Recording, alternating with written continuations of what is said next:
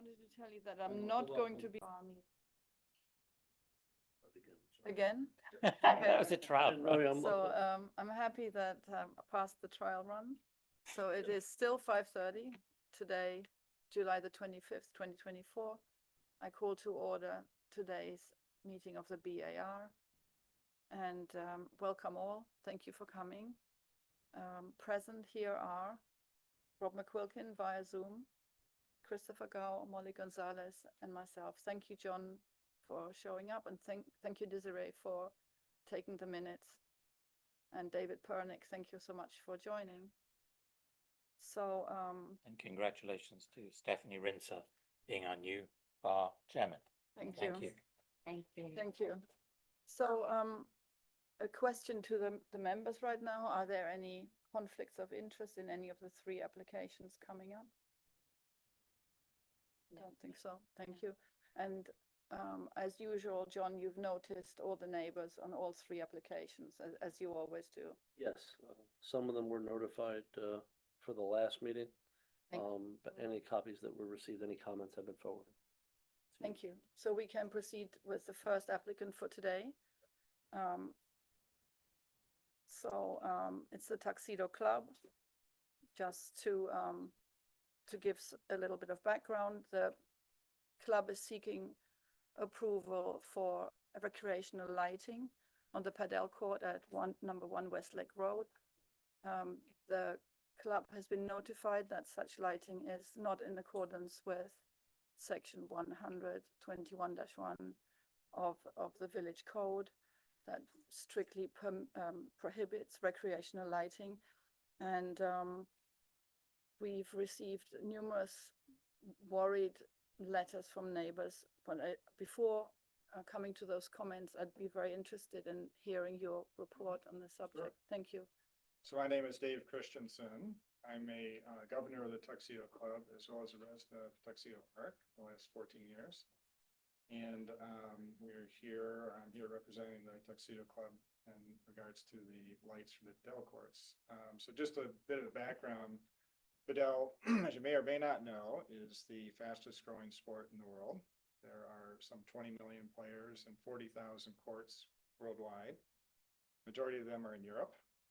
The game was actually invented in Mexico in the 60s by a gentleman who lived in Acapulco and wanted to put in a lawn tennis court but didn't have enough room. So he created a smaller court in a little bit different game. And that's how padel got started. So what we have at the Tuxedo Club are 2 Favoretti Italian-made design courts. They're a combination of glass and steel. They do come with light poles, which meet the height requirements, but of course we, as you pointed out, have to get approval from the Board of Zoning Appeals in order to be able to install and use the lights. So today we're here to hopefully get approval for the actual arms of the lights, and then if that goes well, we can go to the Board of Zoning Appeals. So our remit today is to provide preliminary comments on the design, but we have to wait for any approval from the BZA. But at this point, I think I would like to ask members of the public to comment. Is there anyone here on Zoom or anyone present who would like to speak on the subject of recreational lighting?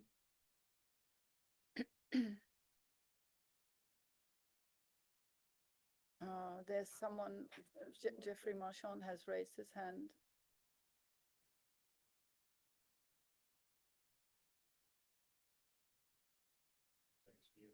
I asked him to unmute. Hello, this is Jeffrey Marchand. Thank you so much. I'd like to read my comments. I put them in the form of bullet points. So I'll just, as I go, say next bullet point, next bullet point.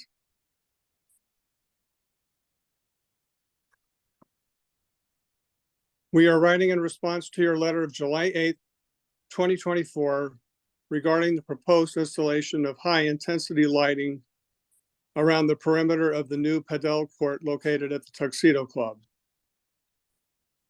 We strongly oppose this proposal for the following reasons. Bullet point. Adding high-intensity lighting was not approved in the accepted original plans for the installation of the padel court. Bullet point. The light poles were nonetheless installed by the Tuxedo Club outside the scope of the originally accepted plans. Bullet point.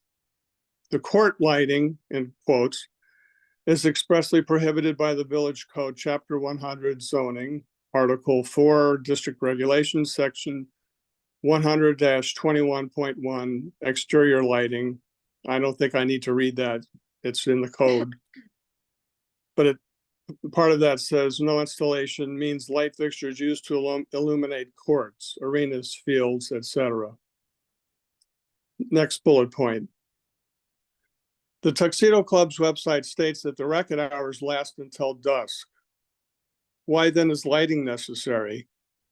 One can only assume that they intend to extend those hours and that it is totally unacceptable to us and the other adjacent homeowners.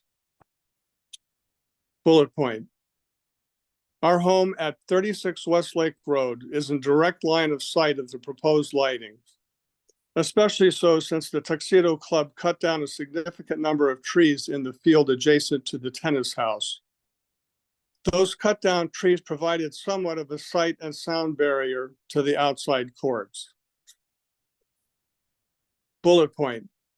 Allowing this high intensity lighting around the padel court will create significant light pollution on the front of our home by the glare of the lights. Bullet point. We are already noticing a significant uptick in terms of added noise with the sound of the balls smacking against the hard surface of the walls, the whooping and the hollering of the players, and the barking of dogs that players are bringing with them near the courts. Next bullet point. Aesthetically speaking, these high intensity lights are not in keeping with the style of the sorry about that. That's our puppy. Let me start over. Aesthetically speaking, these high intensity lights are not in keeping with the style of the Tuxedo Club, and it is surprising that they are even pursuing it. It is more in keeping with the large athletic field off of Route 17 in Sloatsburg than it is with the Tuxedo Club. Last bullet point. Last but certainly not least is the effect that this potentially has on the property values of our home and the homes of others impacted by these lights, noise, etc. We have spent 33 years working to improve our home and do not want that hard work negatively impacted because these lights are permitted to go through to benefit only a relatively small percentage of club members. We appreciate your consideration of our opinion. Jeffrey Marchand, Dolores Marchand, 36 Westlake Road, Tuxedo Park, New York. Thank you. Thank you very much for reading out your letter. That's much appreciated. Are there any other people who'd like to speak on the subject? If that's not the case, I'd like to open the discussion to the members of the board. Do you have a comment? So we're here to address the aesthetics of them. Obviously, I agree the noise and the light is problematic. It seems to me a very easy solution is just to make the architects Warren and Wetmore, who did the original building of the court tennis, and carry on the wonderful job you're all doing of making it such a beautiful club. They stick out like a sore thumb, these cantilevered lights. So not only am I against the lighting, but that's not our remit, but the actual structure of them I'm very much against. The glass panel is problematic. I mean, I love contemporary architecture in the right place, and that seems very modern, very visible, very jarring, especially the extension above, I guess, to stop the balls flying out. It's very aesthetically not pleasing. As was mentioned as well, it didn't come through to the bar, but I was consulted about trees being cut down, and I said that wouldn't be a problem if they were replaced. What do you know when they're going to be replaced? I know there's a plan to replace them. I don't know when that. Is in that replacement plan, it would be very good to beef it up so that there's a hedge, a screening around the padel court, so that it's not so aesthetically jarring. My recommendation, so I'm very much against it. My recommendation would be, it's such a draw. I mean, it's such an exciting sport. I mean, I've seen it, it's palpable. It's sad that the tennis courts are empty and the padel courts are brimming with energy. Move them over to the golf course, to the golf club, and it'll bring a lot more activity there. And then, there aren't so many neighbors there, and the noise being transmitted on the lake. So that would be my constructive criticism. Molly, what's your opinion? Well, we've been enjoying the padel courts. My family, I think my husband is there right now, actually. I think that at first I did think that there was a stark contrast with the contemporary view with the tennis house, but I actually have come to quite like it. I think a hedge barrier to kind of do some more kind of sound buffering could be something to consider as you go through that replacement plan with the trees. But I know it's been, well received, and I think from obviously this is just aesthetics, right? Like BZA is going to handle most of this. It's not under our purview with the zoning piece, but the lights, I think it kind of lends itself to the more modern aesthetic.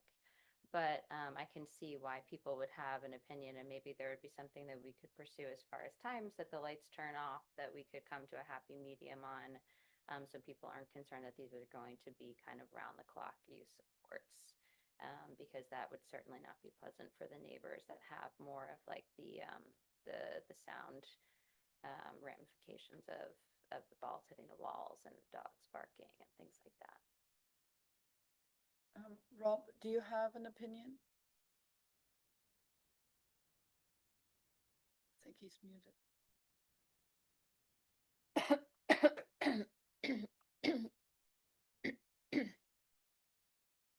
Rob, can you hear us? We can't hear you. No. That's the main mute. No, I think so. Very good. Okay. Can you hear me now? Yes. Oh, good. Yeah. Thanks for all those comments, and the public comment that was read aloud from Mr. Marchand. I think it bears mentioning that we've had about 10 or 12 very firm and strongly worded letters, more strongly worded even than Mr. Marchand's, regarding noise, light, etc., what was out of line in the process of these courts being built, above and beyond what was approved. It seems to me very clear, even on the part of the behavior and decisions taken by the club, that it has been well understood that court lighting is a no-go. There is no lighting, to my knowledge, on any of the tennis courts.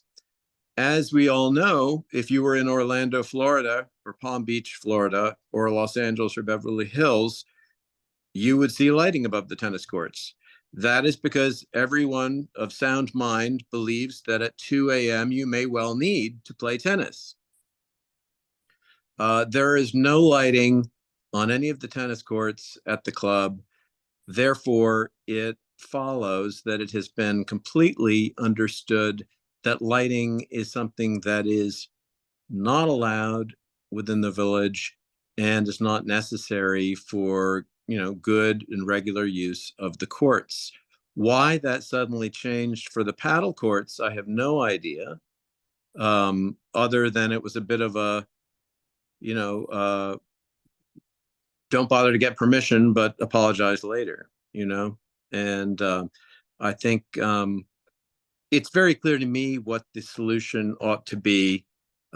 Simply de-electrify so as to cut those arching sort of lights that bow out to either side of the court and over the court, simply remove them. The paddle court can be used at all normal hours, just as the tennis courts are used at all normal hours. You don't need to wake up at 2 a.m. and play. If you did, you'd create a lot of noise disturbance while people are sleeping. There's simply no reason to have the lights. They should be removed. Architecturally and from a design standpoint, they are incredibly distracting and not pleasing, as Christopher Gao said. To me, it's not even a complicated question. As far as the noise, I mean, these were approved, as I understand it. I guess it should have been understood that that would involve glass and noise. I think that's not something that we can really worry about beyond the screening, at least for sightlines. I think with the right screening and with the removal of the lights that are so problematic clearly to so many of the neighbors, as any of the publicly, circulated letters bear out, I think there's a clear way forward. Thank you so much, Rob. I share that opinion. I believe the padel court was approved as a like-for-like exchange of existing tennis court Yep. for a padel court. The existing tennis court did not have the lighting. And I'm very persuaded by those eloquent letters that were sent. Many, but I think 10 or 12 people have taken the time to write with deep concern about the extended noise hours, about the floodlights, about the very dangerous precedent that could be set. I have a soccer playing boy who might well want a soccer field set up, and we shouldn't try and start that. So I'm persuaded by the neighbors and by the fellow board members. Now, we may not at this time vote on this subject. It was a preliminary opinion. I responded to some of the things. Sure. So the reason to have the lights is because, as everyone here well knows, once we get into the fall and winter season, the sundown hours shrink dramatically or come earlier, much earlier. So sundown is actually at 4:30 when you get into late November and December. And so our intention is to be able to play a little bit longer in those times. We're not talking, 9, 10, we're not talking 2 o'clock in the morning. I mean, we could go to 8 o'clock at night at the latest. That would be great. And right now the sun doesn't set until 8:30. So there's no use for lights at this time. But when we get into the winter season, there definitely could be some additional time that we could take advantage of because the days are very short. And how is that different from tennis? Sorry? I mean, even just to bear quite apart from the fact that it's against regulations, the light, again, making it sort of an open and shut proposition, but just to entertain the question, how is the paddle court, how is that different from the tennis courts? A different surface. So as you probably know, the tennis courts are hard-true and they can't be used in the winter. The padel court has a turf surface that can be used in the winter. But I think tonight we're here about aesthetics. We're not about lights. And the other point I was going to make is I read through all the letters and I took those comments to heart. But the vast majority of those letters are about light and sound, which I think is an issue for the BZA, not for this board. This board is more about the aesthetics. Well, respectfully, sir, the lights have everything to do with aesthetics. Those arms had nothing to do with what was approved. There was in no way, shape, or form were those huge bowing green arms made clear to anyone who made any approval of these courts.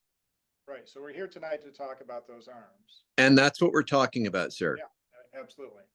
And those arms are there for a reason because they have lights. So we are, by talking about the light usage, we're actually entertaining this subject in your favor far more than if we were simply to say the arms are objectionable and take them down.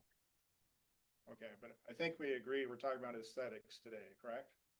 We are talking about aesthetics. The arms are aesthetically displeasing and are problematic on that basis alone. Yes. So I'll just give you our perspective on the arms. So there are straight lights available, but the ones that are available exceed the 20-foot restriction. So that's why we didn't do that.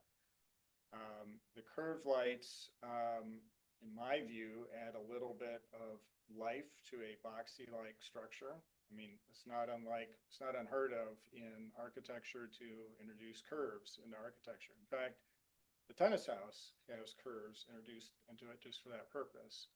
So, you know, my initial reaction is, oh yeah, those are curved arms, and I wasn't, you know, something I was used to, but once I looked at it, I sort of, you know, understood why that they were designed that way. And so to me, you know, I think it's something that you don't really notice once you've seen it a couple of times. No, I mean, they're very sexy and very interesting in the right place. Unfortunately, it's in the very wrong place, you know, next to that beautiful court tennis house. So that's my thought. And they do stick out. I almost had an accident when I drove by. They stuck out so much. Yeah. Well, what was there before was chain link fence. So in my view, this is a much better improvement of the visually of what's there now. And actually you can see all the way through to the lake, and there's two paths now, one on either side of the lake. So in my view, I think it's an improvement from a chain link fence. Well, there was Which brings us to the glass. Sorry, do you No, want to go ahead. finish? There's been some concern about glass, you know, in an area that's teeming with wildlife, Yeah. which is heartbreaking. And I would urge you to look at the Audubon .org website, Yeah. where you can apply a film that is almost invisible to the human eye, but that adds very slight dots to help save the birds. You know, if you have a cardinal with a broken wing, the entire nestling dies. You know, the 5 die right away, not just the father who's flapping and having a slow death from being caught in a trap like that. So I would strongly urge you to do that, please. And if you need help. Have you already had bird strikes visible? There have been a couple of birds. Mhm. Yeah, it's, you know, it takes about 1,000 visits a day for a bird parent to feed a nest. You know, to lose any is heartbreaking.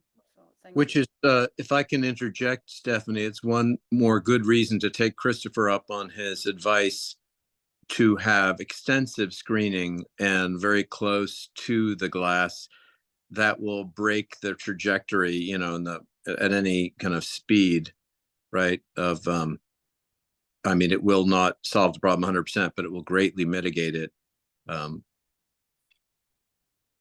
There used to be a hedge all across, which was quite elegant, like a double hedge even.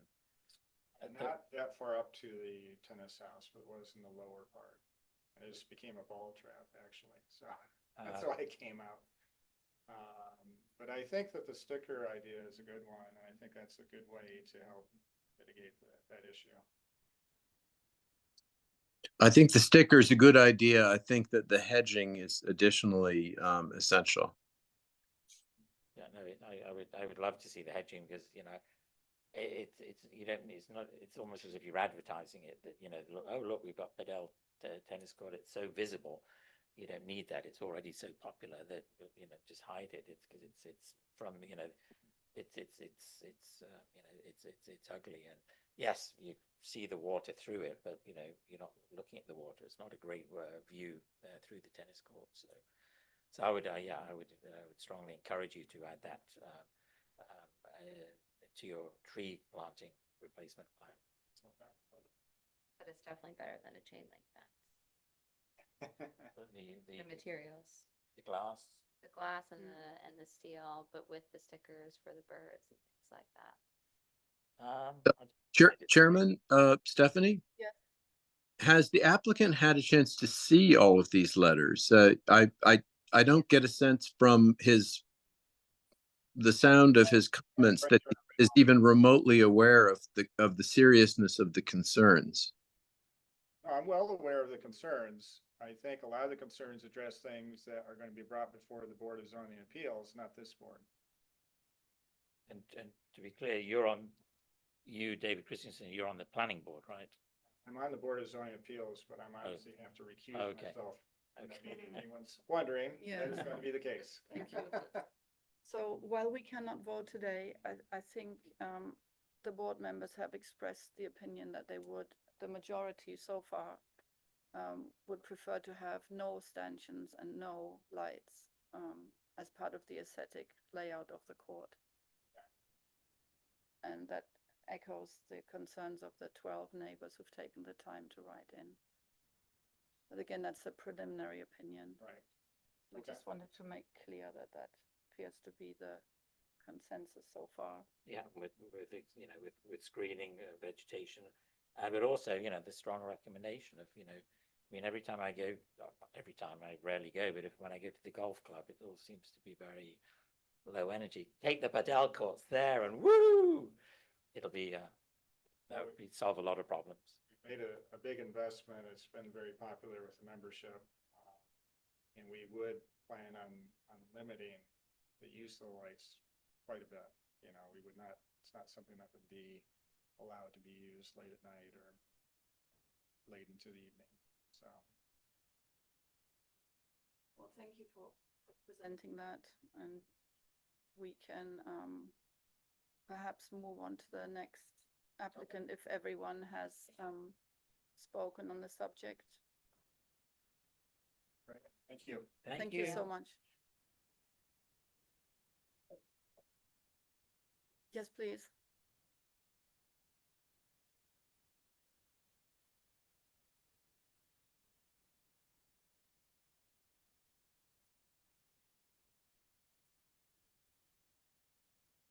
Hello, welcome to to see the you. meeting. Hey, Jack. There we go. Hello. He's very interested in architecture. Yes, Oh, as I can good. see. Bar member. Going through his first farm. Yeah, So perhaps. I'm welcoming to today's meeting. I cannot concentrate. Sorry. Well, thank you so much for coming. Thank you for presenting your plans. I understand that you had prior approval.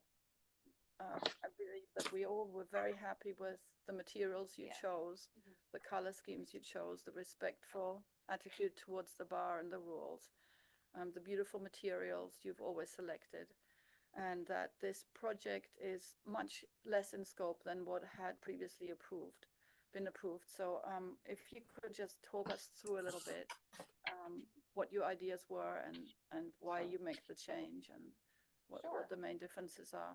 Maybe I'll kick it off in a sentence or two, and then Spence Cass, our architect, is on Zoom, so he can take it away. But, the beauty of living in our house now for going on almost 3 years, time flies, is we've had the benefit of really seeing how we use the spaces day in and day out.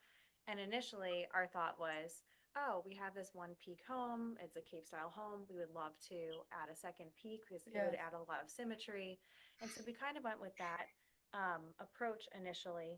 And then as we've been evaluating our needs with regards to the interior spaces and the flow of the different rooms in the home, we actually realized that it would be better to build on the east side of the home instead and abandon the second peak concept and really just double down on the Cape style home that we currently have. Okay. And so Spence, I don't know if you wanted to add to that. Yeah, I think it's just the time we had and you having your child led us to believe that the original scheme packed everything on the west side up at the top of the hill where it's very steep, and that we were putting a lot of the functional parts of the house really at the back of the site, and that to take advantage of the landscape that you have between Tower Hill Loop and the house, which is on the east and south side of the house, it might be better to look at putting some of the functions over there, which would also bring you closer to the swimming pool and allow you to, from the house, to monitor the pool and the site that no doubt, Jack will be playing on and things. And then as part of that, we also, once we lost that kind of double symmetry on the front of the house, we looked at expanding the porch and wrapping it around the side. And I think it, enhances the look of the house from Tower Hill Loop. which the previous scheme really didn't do much from looking at the house from that side, because everything was on the upper hill part of the site that just backs up to other properties. So it isn't really, in a sense, that much less scope. It's more of a rethinking of the priorities of how the house will be used.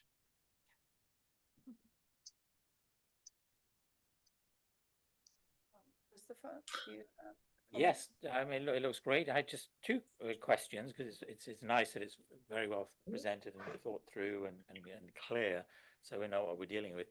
On page A200, where you have the upstairs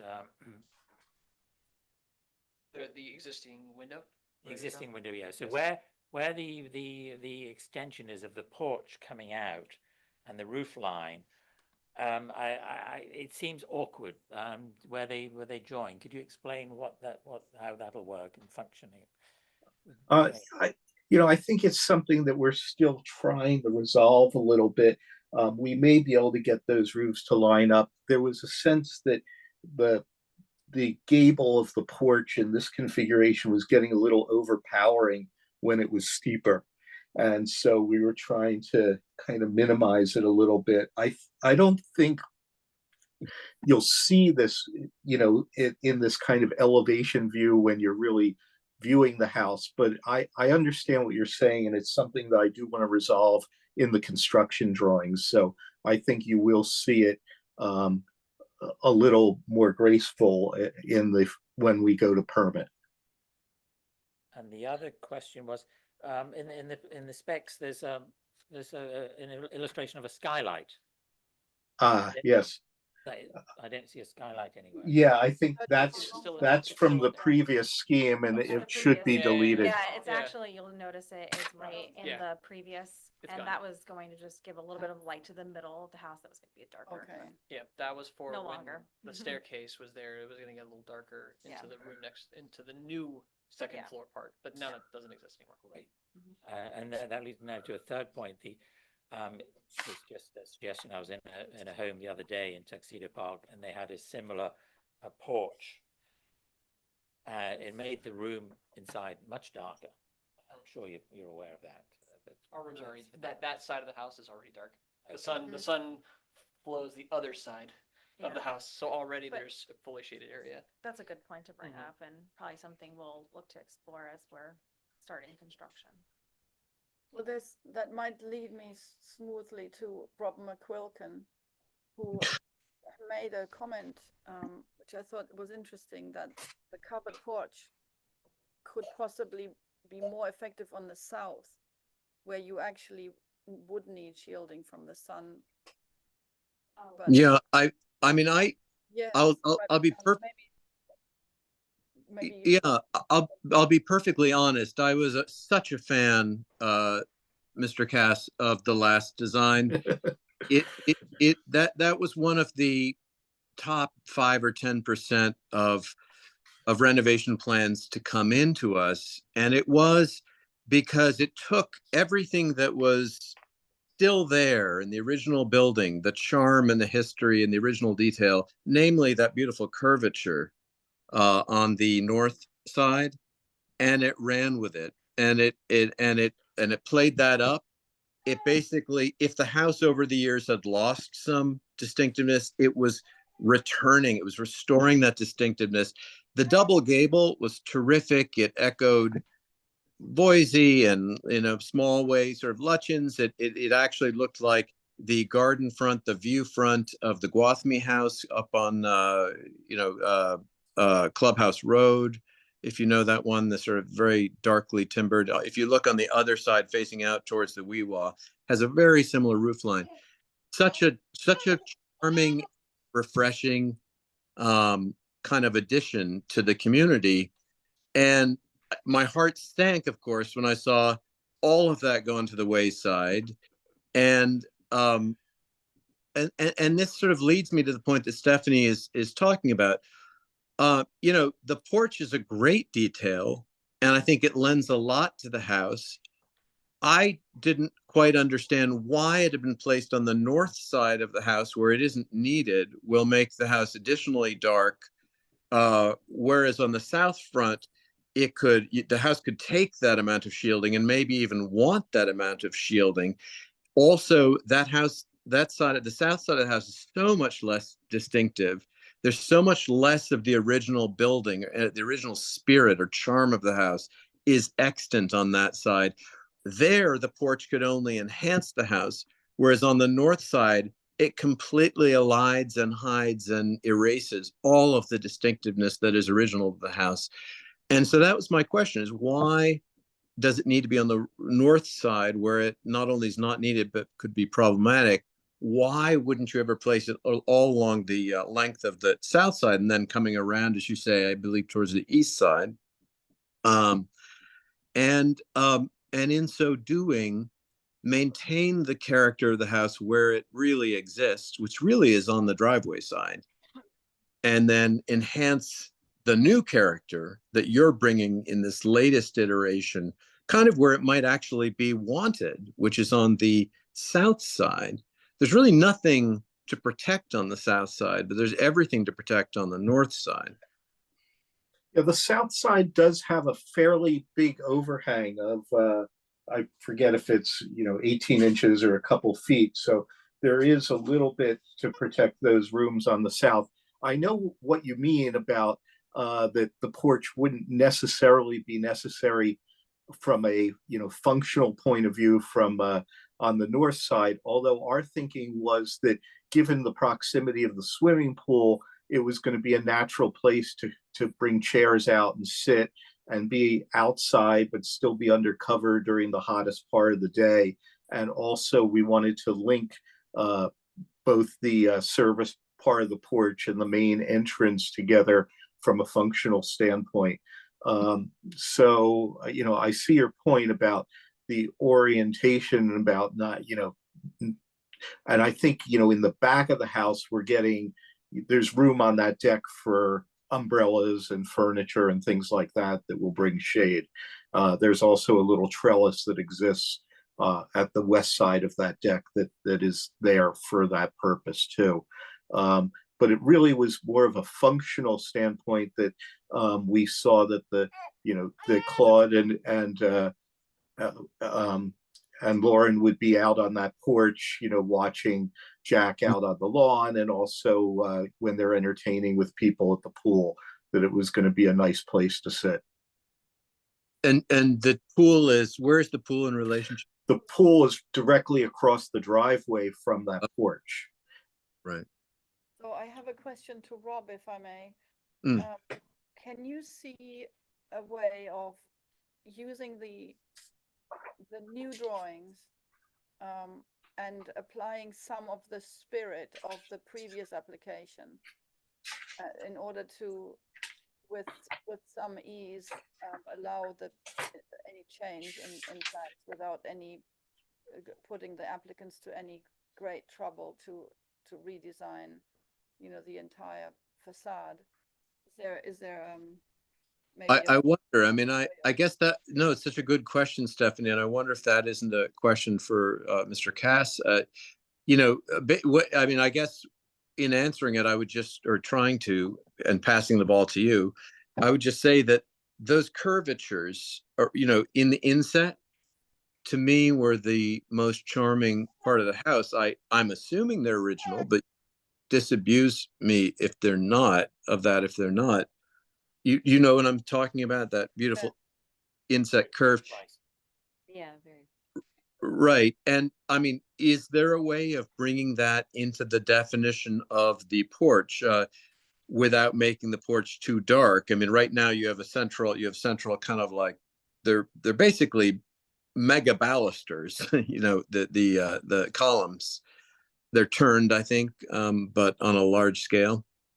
I mean, is there any way of, I don't even know if those curved details still exist in this new plan because they're sort of hidden behind in the elevation behind the porch.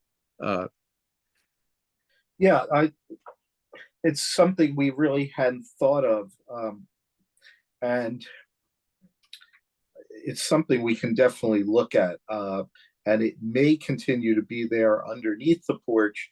The other way to deal with it would be to actually pull it out as a feature over the top of the columns on the porch surface itself. So it's something we could definitely look at.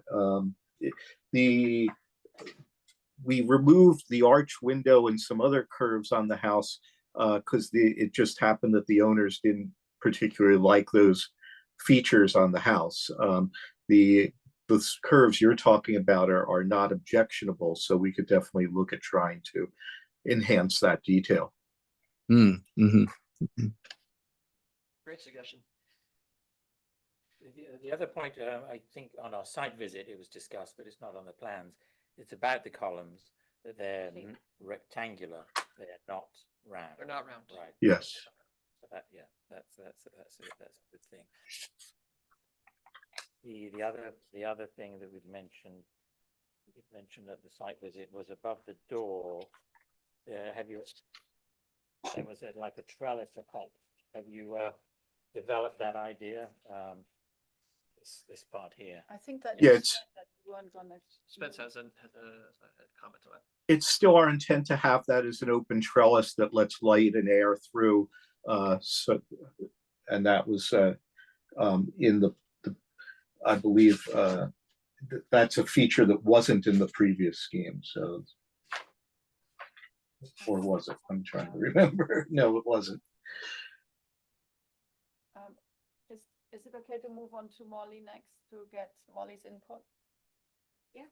I think it's, I think like you said, it's achieved that cottage feel, and I think the livability that you've had the last few years, having Jack and kind of figuring out where you'll be spending your time as a family is so important into like how these plans really shake out. It's hard to know until you go through it, and I think there's so many elements that we all loved about the first iteration, and there's so many elements that I really like about this iteration. I think curving the front porch will make it feel less linear, like everything kind of feels like a triangle or a straight line, and I think that could really soften it. But I think you've kind of figured out where you're spending the most time in the house, and then this reflects that. So kind of that outdoor with the porch feels and all the materials that you've selected and the project details, I think are fantastic. So in summary, I would say, am I right in saying that we are happy with all the facades, and that except a possible amendment to the north, where hopefully compromise could be reached relatively easily? And I'd say then we would be happy for to review and approve on the next meeting. One thing we were hoping to accomplish, we're more than happy to come back to the bar for further refinements of the north elevation. But we were hoping where that dotted line is showing some of the addition to the east side of the home to get at least approval to get going, because as you know, we're I know. beginning the fall Yeah. season. And so if you're comfortable at least with everything for the new addition that's highlighted in the scheme here, we would love at least approval on that, where we can then. On the come back to- structural areas? Exactly. No so entry, that- no porch, and just, yes, that piece. Because we were probably going to be only doing construction on that piece to begin with.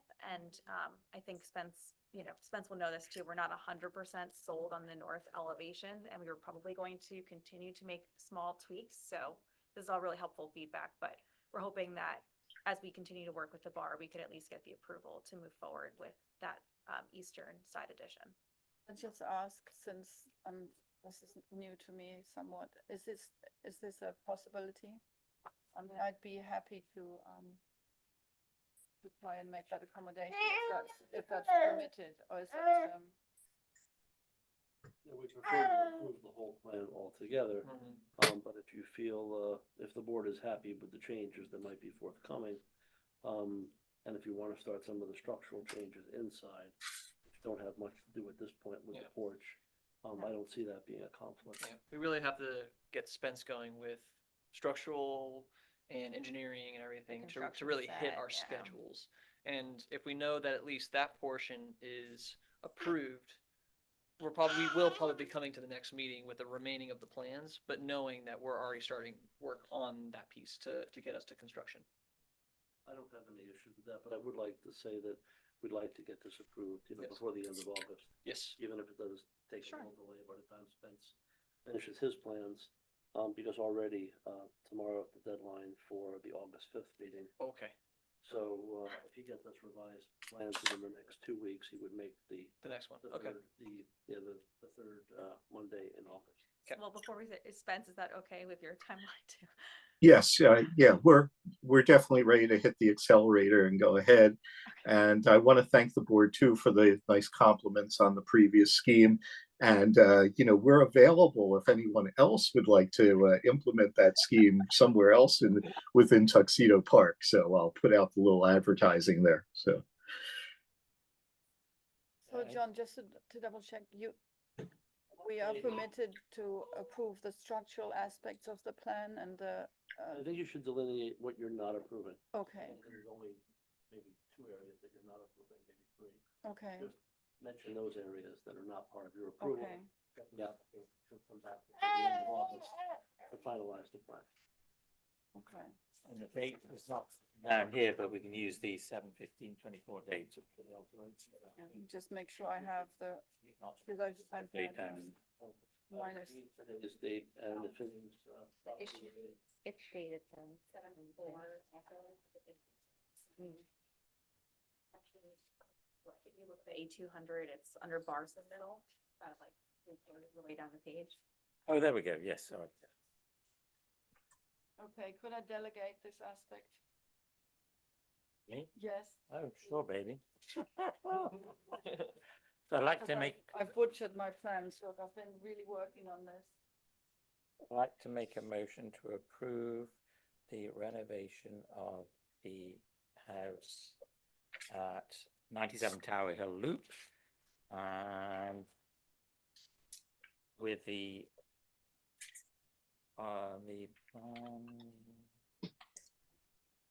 that's actually the old one. Oh, this is old, That's this is, old. that's old, this, So this is- on okay, A200 dated 4th of July 2024, the alteration, and A201, A202, A203, A900, with the exception of the. with, skylight. yes, with no skylight. A901, but with the Tuscan columns being rectangular, not round. The color scheme on A90A, with the exception of the No, north porch, the first one. which will be on A200, which we'll expect revised plans for those. But in principle, the majority of it is a go. Do you have a second? Second. All in favor? Yes. Aye. Rob? Rob? Am I allowed to vote? Yes, because Oh, we can see you. I as well. So we have 4 yeses. Thank you. Thank you. Great. Thank you. Thank you so much. Thank you. I just want to Thank you. point out the third week of August. I won't be here. I don't know whether I can zoom in. So it may, I'm not sure whether we can have a quorum. Okay. But, so, Well, Christopher, well, I will be here if I can Zoom. Do we need a quorum of live human beings in that room? Is that right? You need at least 3 people in the room. You need a quorum. it.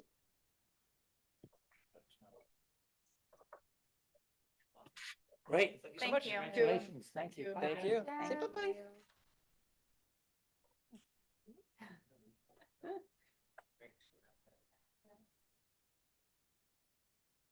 So we'd like to ask the third applicant for today to step forward. Hi. So, your address is at 126 Summit Road. We're here today to present your plans on remedying the cutting of trees. Yes, exactly. Well, more so, I think, honestly, you guys can guide us where you want to take this conversation. For us, I think we aim to clarify what has happened and what we're doing. We're not really aiming for a new approval. We're not doing anything right now. Yes. Additionally to this Mhm. phase. So that's sort of our goals. We don't have a Okay. specific outcome we hope to come out of this meeting with. Okay. It got prompted. Yeah, so I can go do the whole backstory if you guys want to and voice over to here. Yeah, I mean, I'd just like to put it into a big picture that, you know, a big problem happened and what we'd like to do altogether, resolve it and kind of make a blueprint so that we don't just resolve this problem, so we have a blueprint for the future. So if any other residents have a similar sort of desires or whatever, that this doesn't happen again, so we can, you know, so we can move forward with it. So it's always so helpful when, you know, when applicants come, you know, obviously beforehand and say with, you know, and lay the cards on the table, what they want, whether they want a view of the lake, whether they want to cut trees down, whatever they want, so that we can have this conversation and we say, okay, well, that's not something we're happy with, but here's the compromise. So if we have all the facts and figures laid out, then we can make a clear plan. So that's what we'd like to do, for you to tell us, you know, to go back. And then what I propose is to say, well, this is what we would have done if you'd come to us in the beginning. This is what we'd have recommended. This is the plan to do, which we can still do. We can sort of try and remedy it, because anytime trees are taken away, we always like trees to be replaced, replanted, and that sort of thing. So that's what I'd like us to end up as we leave this meeting, is that we have this understanding of what you wanted to do, what went wrong, and how this could never happen again for, you know, the village. Yeah, totally. So at a high level, what we wanted to do was basically, like, we're, as you all know, mostly focused on interior renovations. We're trying to get the house ready to live in. Hope, you know, this target date keeps shifting outwards as renovations tend to go. It's frustrating. But we wanted to sort of, in the meantime, open up the grounds such that we would know what's there and basically be able to start thinking about plans for basically next year once we move there. We could see that there were traces of stone trails and these beautiful stone stairs leading into this, like, the different parts of the property. I've marked them out on some map, but they were completely overgrown. Like, they had been completely neglected for I don't know how long. And so basically we just told the group that we're working with, can you just, like, clear up, like, all of the overgrowth here, such that we can see what's there and see these paths and see what we can do with them and how we want to kind of, like, revitalize this property. We also asked them to top these trees. We wanted to basically get more light down there. It's like when you come down there, it's like it felt like dark and kind of muggy and kind of scary. And I wanted it to be like a part of the land that, like, our kids could go on and they get some sunshine coming in there and you could be there and play during the days. I will say two things on the cutting of the trees. One, I actually thought it was permitted. This, like, I should know the laws that govern our town, of course. I will make the case that there's a meme going around in Tuxedo Park that I asked basically around, like, are you allowed to do this? Are you allowed to do this? And over again, we got basically the same response. So it was like, okay, we'll go ahead with topping these trees. The other part I'll say here is that the topping turned out terribly wrong.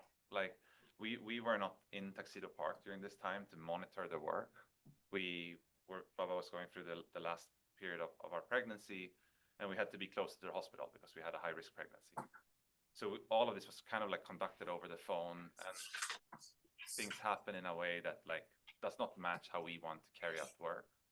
And I think maybe just to add to that, like, we're suffering from this the most, like. It's an eyesore. Yeah, we have that view. So, like, just for the record, it's definitely not how we envisioned it. How we had hoped that would go. No, for sure not.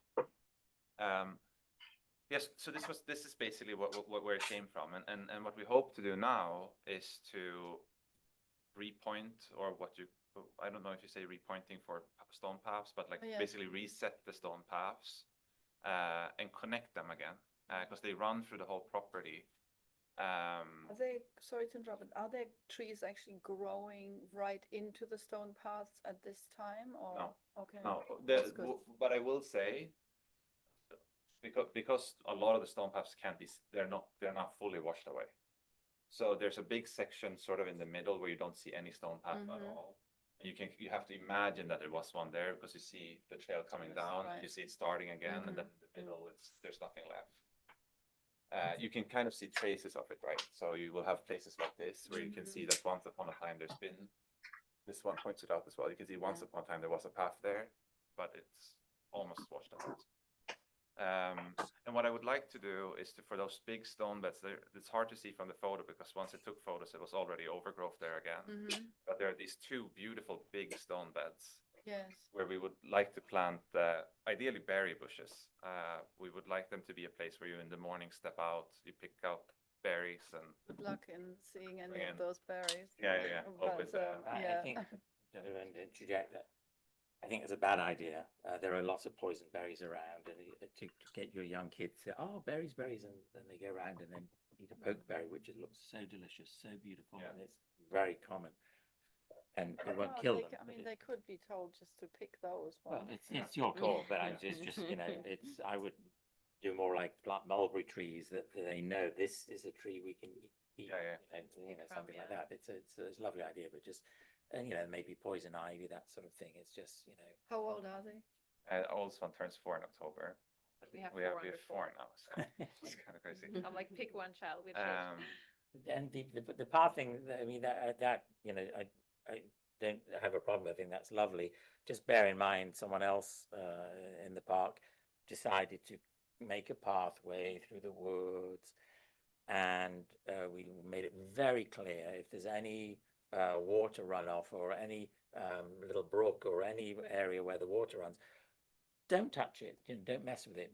But if you start to move where water flows, then it'll go somewhere else. It'll erode the roots, trees fall down. It's so be very careful about, and you know where paths often are cut is sometimes where the water wants to go because it's cleared.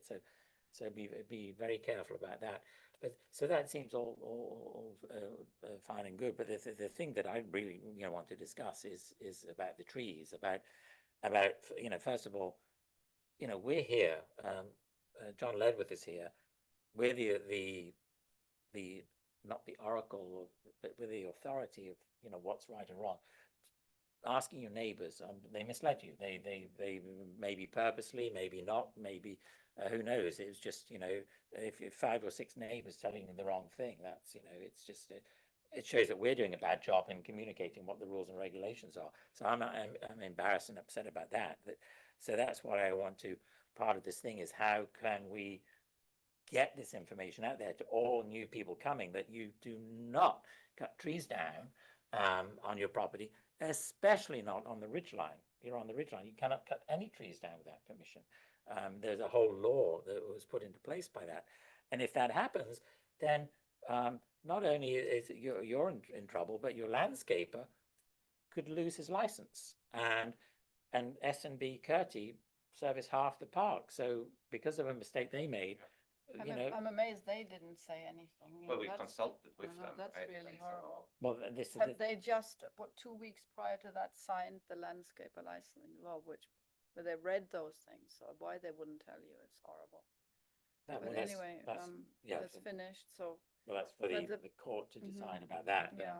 But that's not our role. But it's how we can do that. So what I would have recommended is that to get an independent arborist, not someone that's going to do the work, an independent arborist that comes, does an inventory of your trees and your property, so you know what you've got, and you tell him what you want, with all honesty, say, yeah, we want from every room, we want to see the lake.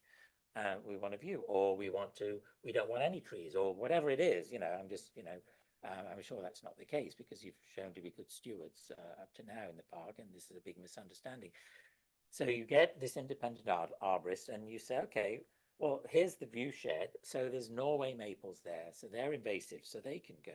That is an oak tree. That is a super important tree because it has all the food for the mother birds feeding their chicks. So you're getting rid of Dean and DeLuca, you're getting rid of, this fabulous thing for all these birds. So, you keep that oak tree, but the others, and then, okay, if there's a certain number of trees, then there's a give and take. If you want to take down 8 trees, for example, well, then let's do over here by the ugly fence. Let's plant, spice bush, let's plant witch hazel. Let's plant these beautiful trees that love that shady thing, that will be happy there, block that, and put back to the portfolio the number of trees that you have. So it's a win-win situation that you go back 2 steps, but go forward 3.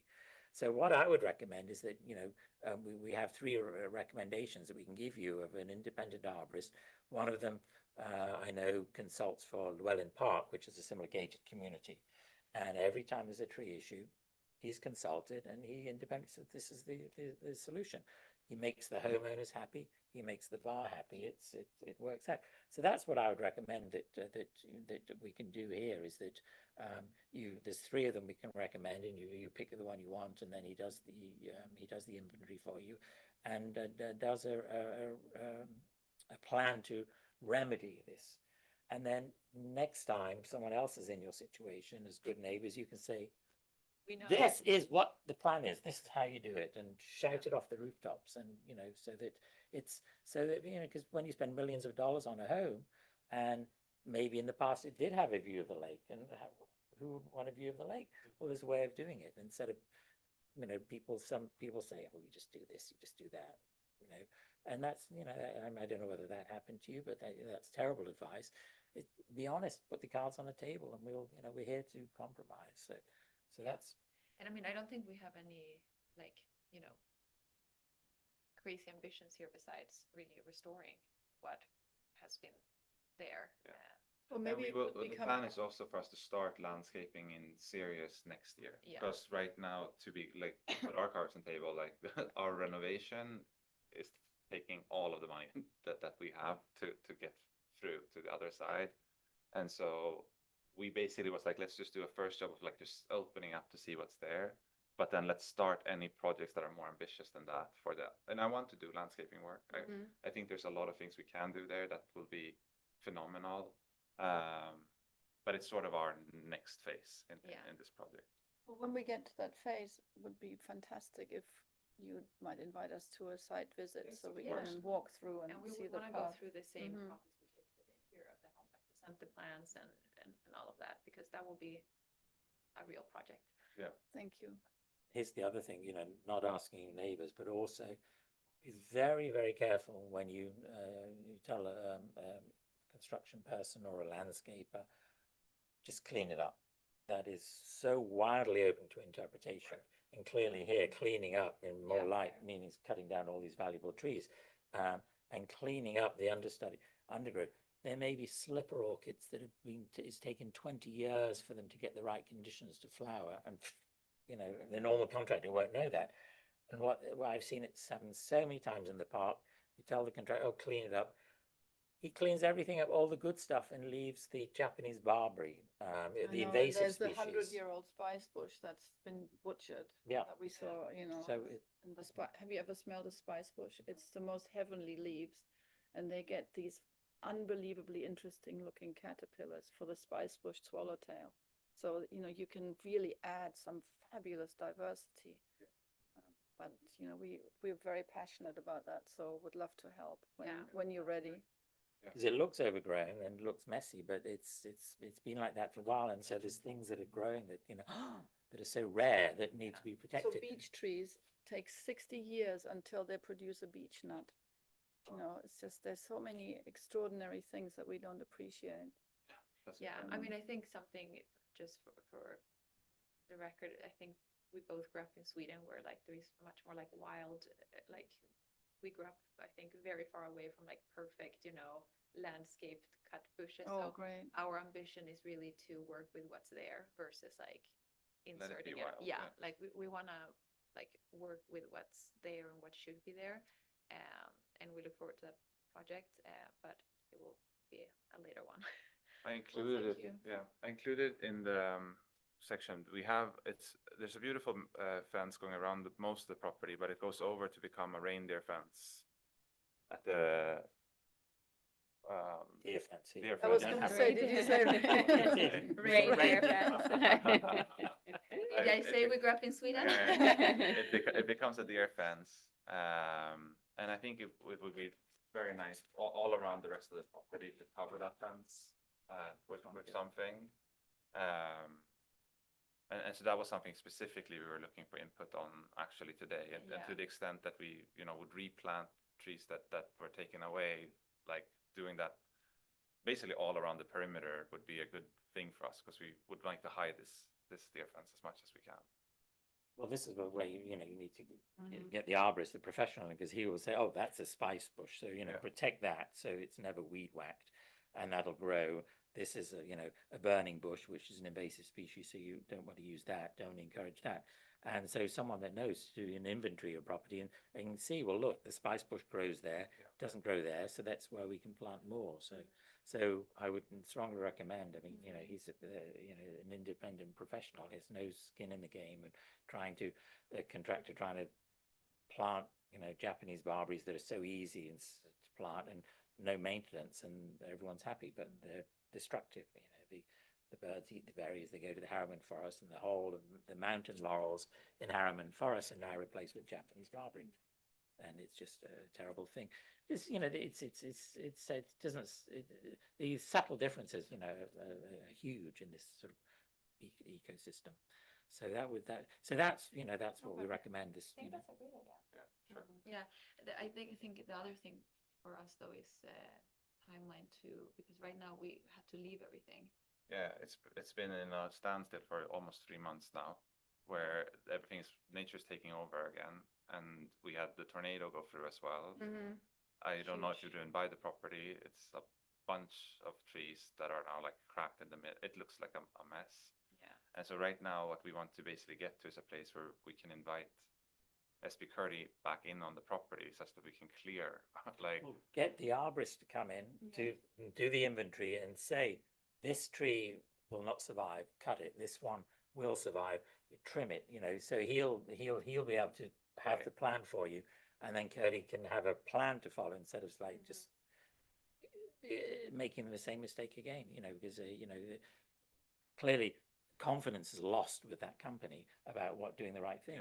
And if you just, it has to be crystal clear. But I think we need to separate what's what here. Like, I do not feel comfortable with us ending up in a position where we need to engage a new consultant to do a new piece of work right now in order to even like clear out our property from a bunch of fallen trees, like mostly trees that have come down from the tornado. While this property just it already feels silly that we've been in this standstill for so long, where we have been unable to just maintain and exercise regular maintenance of our own property. Like we cannot be beholden to say like we cannot maintain our property until we contract with an arborist to take inventory of all of our trees. It's not a position I'm willing to get into. Well, it's not a huge task, and it's there's the down trees, and then there's the road. Okay, just drag the trees there, and you've just dragged them through the most important vegetation of your whole garden. Whereas if you don't know that, so if the arborist can say, okay, this is the plan, you take these dead trees out that way, save this one, save that one. It's just having a professional remedy. So because of the nature of this, I think it's a must you do that. You need professional advice. Especially since the confidence in Curtis, has just gone That's fine, way but down. the fact remains that Curtis continues to serve most of this park, and all of the other properties that have had damage over the course of the tornado or otherwise have been able to clear that a long time ago. Like, we're being held to a different standard right now, which is not. You took down 12 trees. I didn't take down 12 trees. How many What trees is- were taken down, John? I think when I was there, I took pictures of, There were trees that were topped. there were 9 trees that were removed that I documented and 5 that were topped. Yeah, and I will argue that of those 9, I cannot guarantee that all of them, but many of them were dead. These were like completely dead trees. No, they weren't. They were live. They were live oak trees. I saw through afterwards when I heard about this, and They were beautiful, mature. 90-year-old, I guess, from the images we saw, they had the downed trees had fresh leaves on them. You could see them on John's photographs. So Yeah, I'm not saying that all of them were, but because that was the instruction we gave, and so I do not believe that all of them were alive. Either way, I'm saying that like I agree that we should engage an arborist and we should make a plan and we should sort of go forward with this. I disagree that we cannot that we are in this standstill where we cannot maintain our own property until this thing that like is not a documented requirement anywhere has happened. John, what's your position on this subject? I just thought, and the reason why I haven't really, not that I'm the ultimate decision, but the reason why I didn't want anything removed is I wanted the bar to see what was removed. Yes, If the bar wants to do a site visit to at least see the extent of the work, yes. then perhaps you can clean up what was cut, and also there was a fair amount of trees that came down during the Yes. storm. Summit Road was hit exceptionally hard. Well, this is. But just show you like, Well, perhaps It we still could looks that way. go on the site visit. I would prefer, I'm very, upset about this situation, and I want to remedy it and go through the process that with an independent arborist to assess it, so that we have this game plan in the future, so that it's kind of redemption, so you redeem yourselves from, as you said in your letter, this embarrassment about it, and show good faith and a blueprint for the future. And I would definitely not work with that same person who's caused you those difficulties and didn't inform you properly. Would not engage in that same company.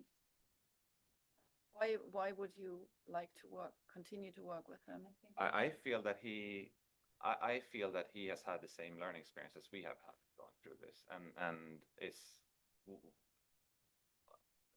he was also absent when the work was actually carried out on the day. And I have, they are a pretty big, they are the biggest landscaping firm in Tuxedo Park. So there's a lot of conveniences. But you know how many times they've learned that same lesson already? No, I can't know that. It's, it's frightening. They, it's not the first time. They really, really know the rules so well. Yeah. And they S&P has been in they- the park for I know. 40 years, so there's absolutely zero excuse for what they Nothing did. new for them. It absolutely is, it's And not to terrible. be to engage someone who is not present during a thing like that. I wouldn't trust that. Sure. I'm not beholden to working with a Yeah. skiing party. Like I like the contact person I have there. I feel like we have had a serious conversation about this, and I Yes. felt like we came out on a mutual understanding. Okay. My point is more so that like we need to be able to care for our property, Mhm. and I do not think it's reasonable for us to not be able to look after it like any other property here is, cleaning up, doing regular maintenance. Maybe even specifying what you mean, because I think the fear here is that accidentally something else is gonna come with the cleaning. So maybe specifying what it is that for us, it's removing the trees that are literally laying on our property, right? We can't even walk on our property. Or the backside of it. Yeah, or the backside of it. One of the trees that the tornado take, the roots alone are taller than Carl. I took a photo of Carl next to it because it's. Can I make a, Take Could- 60 could- years to grow. And so, and so cutting a tree down that's that old, we're going to have to wait 60 years for it to regrow. So, But we do- This is what what our yard looks like right. now. And With trees with electric on them that are completely fallen down. Which has We can't nothing not to do remove with- them. We have electric wires running to Could- the back of the property. could I make a suggestion? Yes. Can you hear me? Yes. Mhm. Yeah. please. Maybe what makes sense, I mean, if it is too onerous, the idea of having the independent arborist at this moment, perhaps the cheaper, more immediate fix is simply to have us to the property, show us the work that needs to be done by way of actual cleanup as it should be interpreted, right? And so we can sort of itemize in our own minds and in a discussion, a back and forth free exchange between the applicant and the board, and then do a follow-up site afterwards. So, and perhaps have whoever's going to do the work, be it Curtis or someone else. I have a guy that I work with named Ivar, who may see eye to eye with you in a Nordic way better than Curtis. Maybe have them at that meeting and the follow-up meeting, just so that everything can be on the up and up, but without incurring an extra, investment when you're not ready to undertake in a serious way all the landscaping. I think that sounds like a reasonable path forward. Thank you, Rob. Yeah, sure. I feel like, I personally feel like we're doing as much as we can to be like, this is a bad thing. I agree. I'm not like at all trying to Some like neighbors are minimize very upset about their view. They've written about their view. about the trees that they used to love and look at and now don't see. So, Okay. it's affected people. So, but you've There's literally understand that. only so. a house that can see any of the trees that came down, and that house literally never lived. Like they don't live here, so I don't know how that can actually be true, like as a statement. Like, I agree it's an eyesore, but the eyesore is for us. Yeah. We have an 8-acre property, like with no neighbors. I'm sorry to be so forceful about this, but we're trying to do not just solve your problem, but trying to do a blueprint for the future so that everybody knows this is the best way to do it. You have a professional. It's not thousands and thousands of dollars. It's not a big expense, but it's just to have a professional. We all love trees, and we can go and say, oh yes, this, that, and the other. But we're not certified arborists, and we are this side of the table, and you're that side of the table. We want someone in the middle to come up with this plan for you with what you want, what you tell him you want. And he says, well, yeah, knowing the laws, this is what we can do, and this is what I'm sure will be acceptable. And then you do it. So it's like having, an architectural plan. Everything we approve has an architectural plan and a blueprint and a date and a professional, a certified architect. This is what I'd like to do with something when you want to do something dramatic with it, to make sure it's done properly, not just like, oh, we'll do this, and then you end up with a problem. Cutting trees down, you probably had more trees coming down, because once cut trees are cut, the others that are remaining are much more exposed. They have so much more exposure than they had before to the wind, because they were protected before. So they're even more susceptible. So you probably had more trees come down because it was clear cut than if they were still there. So that's what I'd love for you as part of the redemption, as it were, is redeeming yourselves with this accident, is to so we can look back and say, Is the redemption we're considering? Let's say we take this arborist, we take inventory of the trees, we get rid of the fallen ones in a way that's respectful. And so, like, is this a redemption in a way where we're no longer, because I also think that we are, there's some fee per incurred penalty. Would this be instead of that fee? We cannot speak to that. No, we're not We're permitted. nothing to do with that. All I can say is that the more goodwill and the more remedying of this problem you do, they'll probably look at you in a more Because I'm favorable trying to light. understand, right? Like, if I'm going to incur a fee of an arborist to go through with this process, is this fee, and then maybe it's a question for John or for David, but like, is this something where like we can basically in our minds shift money? I mean, if you want to renovate your house without an architect or contractor, go ahead. It's not, joking. You have probably a very good contractor, a very good architect, and that's what I'm saying. So you have a very high standard there, and then your standards just like. No, but I think we That's not agree. fair. No, that's not fair. We agree with you that when we do this project, we'll hire the best people in the game to do it, just like we did with our house. We're not doing a project here right now. Like, just like we had our architect present the plans here for our interior, we'll do the same for the landscaping. And I think that's going to be a very exciting meeting, because like, I would definitely want to tap into your guys' expertise. We have a vision of like a very natural, kind of like wild, like let nature do what nature wants to do type of vision. So I think there will be very little misalignment. I think what we're struggling with right now is that we feel like as if we're not allowed to bring in a cleaning lady into our house to clean the house. Yeah. Like that's like the issue I have right now. And although we're not living in the house, we go there every weekend with the kids to run around. And right now there are just trees everywhere that have nothing to do with the topping or the tree takedowns. These are simply tornado trees that are stuck with wires, and it just feels really sad that we can't. So that I totally hear you. Yeah.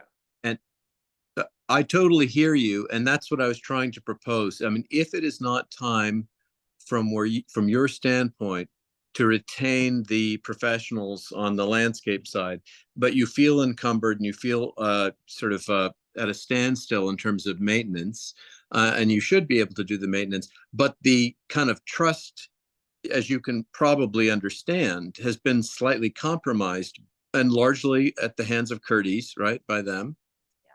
But it's been compromised. And so what I'm trying to suggest is a way to enhance the communication, get back on sort of a truer path between you and John and the board and the community and the neighbors, just so we all understand. Because the last time you said open something up or clean something up, look what happened, right? So I know that you probably think this is overthinking it, but I think it would relax a lot of the other voices in the conversation simply to do a site visit where you can show us exactly what needs to be cleaned up and what the intention is, and we can see, and do a site visit before and after, and have whatever person is going to be in charge of the cleanup to be there as well. So there can be no lack of clarity, as there, very problematically was the last time. No, I think that's fair. I think maybe one more thing to add to the, like, all of this. I know Carl mentioned that we were in the city, but we were actually like chained to the house in the city. I was on bed rest for 3 months. So like, it was like a series of very unforeseen events all happening at once. Like the head of the company not being there that particular week, us being on bed rest in the city during that time. And so like, I don't think that things will get lost in communication the same way when we live 5 minutes away now. Like we are at the property every day. Yeah, I get that, but Yeah. shit happens, and it Needs to be resolved. you want to have Yeah. an absolute game plan, like with an architect, a plan of this tree here, this tree is going to grow. The arborist will tell you this tree will grow, 10 feet a year, so you will need to top it every X amount, so you have a sustainable plan, so you Yeah. keep what you want. So, and that's all. I mean, so it's not a whole, I'm not suggesting it's a whole landscape plan right now. It's just getting an inventory of what you have. And so getting a professional, because we are not professionals, Yeah. getting a professional, just say this, you should keep, this is good, this is very good, this is bad. And make sure you don't drag the tree through this, because you've got the trillium, the bloodroot, all these spring ephemerals, which your kids will love. Drag them out that way, and so they so we can be clear, and don't chip the trees and have a whole pile of wood chips, because that's not a good thing either. These guys, they're not so, they clearly just do what they want to do. Yeah, let me do this. Let me interview a couple. If you have recommendations, then and I'll try to get on a few calls this week. If it's not an enormous, I'm worried about the money piece here, like And timelines. Like I'm worried about time and money. Right. And We'll so make ourselves available. And so I We will talk promise to to the be arborist, see very if it's a available. path for us that can work. Mhm. If that number comes back and feels like something that we're not ready to take on right now, then let's do something together. Okay. It's I think the one of them, his charge is like $150 an hour. Okay, so that's completely fine, obviously. Yeah, it's not thousands and thousands of dollars. Yeah. At an 8-acre Yeah, it's- estate before. It's not thousands and thousands of dollars we're talking about, but it's something that would be so reassuring for you to know what you have. Is And that I what's his agree with. name? Michael Sutherland? Is he an arborist? certified? Do you guys know him? Mike, tree guy? I don't believe he's an arborist. He's not an arborist, no. We have some recommendations. We will give you the recommendations of, and they're independent ones that work for municipal, deal with this exact sort of problem Yeah. of, they don't have their own company of tree removals and everything. So they're not saying, oh yeah, get rid of this, get rid of They're not this. trying to sell anything. They're not, Yeah, yeah. exactly. I So think that makes sense. it's, Well, that sounds like a good way forward. Thank you for Yeah, I'll suggesting that. do, and then we can come back to you guys. And maybe once I get them back, if we can not wait for a meeting to No, discuss, we'll but like come we to a can. site visit. You can just speak to Mr. Ledwith and he'll give us a few dates and, we'll jump on it. yeah, no, it's, I'm sure that's. So- But you're saying, sorry, just So so plan I'm B clear, is the site visit if we, for some reason, can't cannot get find it. the arborist. Seems to be John's recommendation. Yeah, I think we just have to document what's there and what the most practical way is to go forward without damaging anything and just to gain some trust.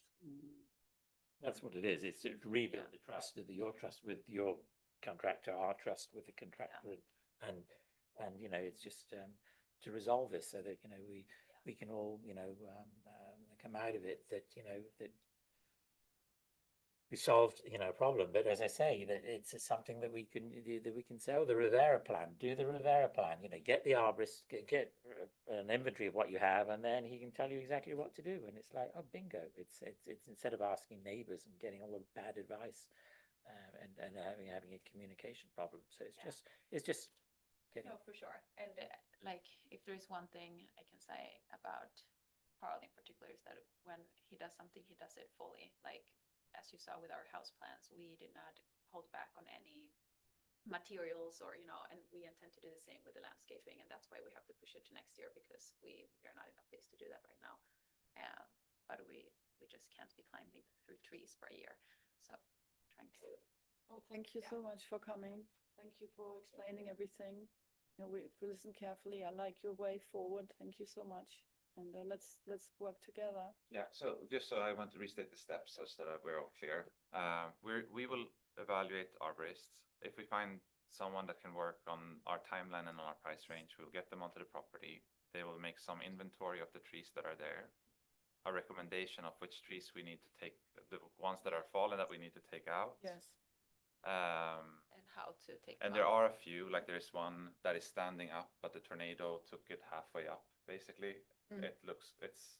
You understand, right? It's Of broken course, in the yeah. middle. Yes, And so things like that, I think I would want to take off as well, but Yes. the arborist can document it and say, yes, we'll submit this to you. yes, please. Mhm. You will review that plan.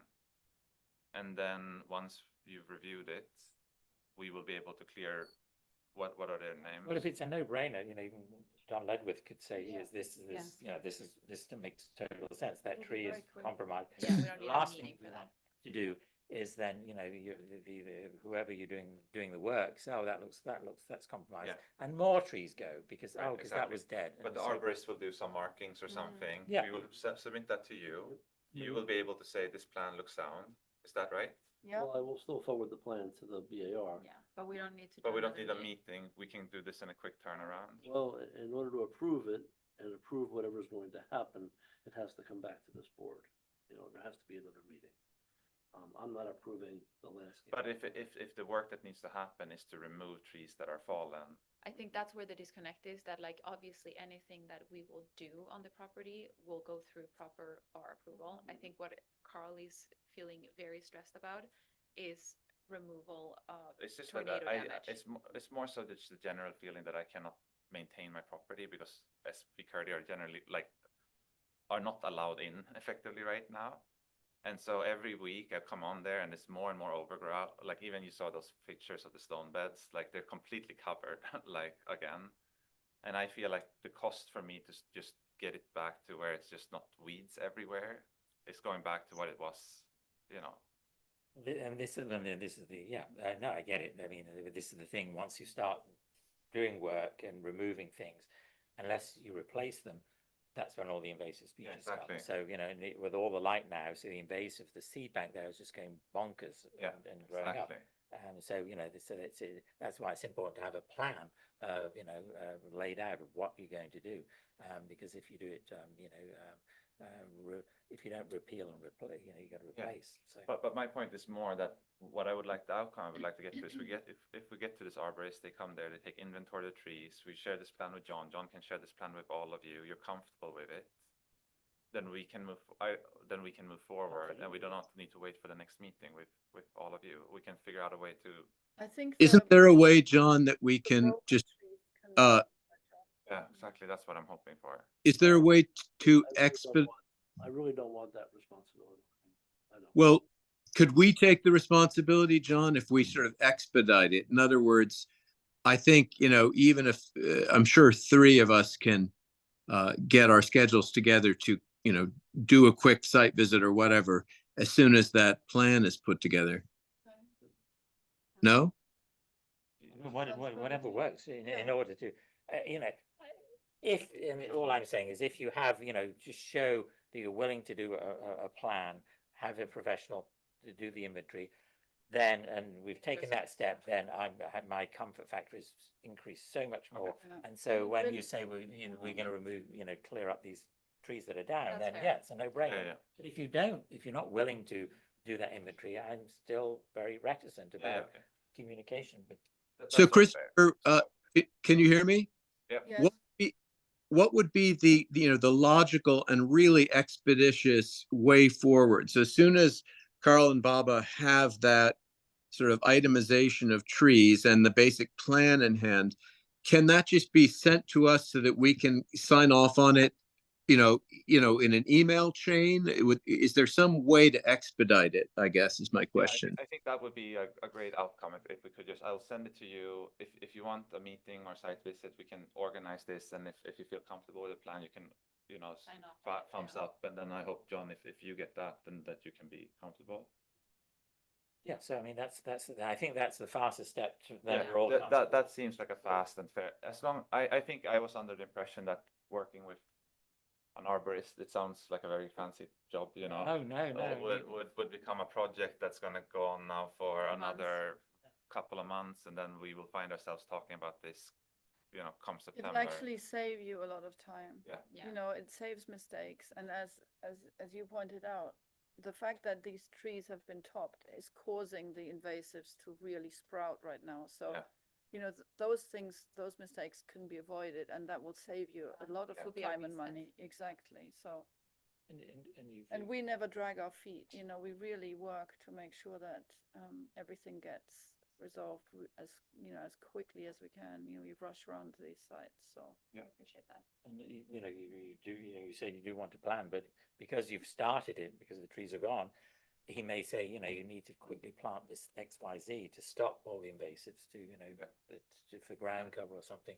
You know, that's what he'll recommend. But So again, that would be a money-saving device, actually, if he told you to quickly step in and get, you know, Yeah, sure, of course. like Yeah. stilt We're not grass. If you opposed to see that any at all, stilt but grass, you need to jump on it. It's the Yeah. worst thing, because Yeah. it goes totally wild. Yeah. We will find someone, if you can send recommendations, we'll work with them. Hopefully I can find someone that can come pretty quickly, and then.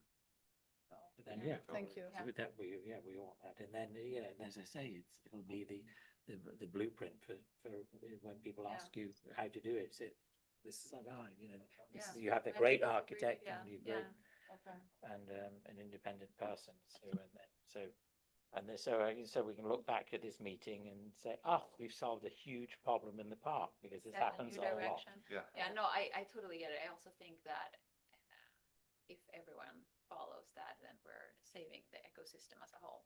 Well, exactly, yeah, and it's a win-win situation for Yeah. everybody. It's you know, so there's no. It's just been frustrating to see every time I go up to the property every day, and like all of our neighbors are cleaning up their properties, and they're like looking, you know, cleaned Nice. up, and I come into our property and I'm like climbing over trees, and I have like an electric wire that's like Well, running this- up in the this tree. meeting And is it's the like, first step to your Yeah. clean Yeah. property. you Yeah. know. Yeah. Outline the path, and thank you so much for coming. Yeah. Yeah, thank you. Thank And you. we'll all help. yeah, Thank great, you. wonderful. Thank you. Thanks for Here's, coming. here's something that That you prepared earlier. no. A postcard for you. Oh, no way. Oh, Of your Yeah. house. You see, Didn't have that. all this sort Wait, of we need to do this. Yeah. near the house, but you know, all the flowers and things in the woods won't be as dramatic as that. It'll I go can't wait for. in the woods, you can landscape never pictures. get that sort of flocks and Wow, it's beautiful. it'll be so much more subtle. So Look here, you can actually see that it was truly in a true white, unless it's just something with how the photo is. Don't know whether the photographs be touched up or Yeah. something. Yeah, maybe it's touched up. The architect, it's fascinating how the architectural, architectural elements were, were so much more robust, and then Yeah. they sort of stripped. Yeah, some this of whole them away. thing is just stripped out. It's really beautiful there. So that's your housewarming gift and your incentive. Can I keep to- this? Yes, it's for you. That's Oh, wonderful. Thank you To, so much. So we can, because I've. And you know, we ended up finding that photograph of the Of the- girls. Ah, the girls girl, at the right, racetrack. yes, yeah. Yeah, this is gonna be really nice to have that there. Right, well, I'm excited that, The we house found a is, it's plan. going to be beautiful there when we're Yeah. done also. Yeah, I'm looking forward to show you the insights as well. Yeah. Now materials are beginning to come in and all of the millwork, and so It's a really things are impressive moving work. much faster all of a sudden, which is great. Yeah, we're Well, thrilled, thank you. people like yourselves, like Stephanie and Molly, buy these big houses and get them back to where they should be. Yeah. It's, it's a big, It's a big very undertaking, great. Big but- undertaking. And But it it's- will be fantastic. And that's what, the focus is. And then I always feel upset for the landscaping. It's because it's, Yeah. it's the same amount of professional and dedication is always, it's put to one side. It's like a poor cousin. So- Yeah, so- no, and you probably see that over and over again here. Yeah, unfortunately. So it'll be great that you'll help us rectify that by setting a great example after Well, this. thank you. Thank you so much. Good, Coming in. wonderful. Thank you. Okay. Have a great night. evening. Yeah, Thank you. Thank you. Thank you. And thanks to. So, we can now proceed to the approval of the minutes of July the 1st. Desiree, Yes. you've circulated them recently, so they were on top of everyone's email. Thank you so much.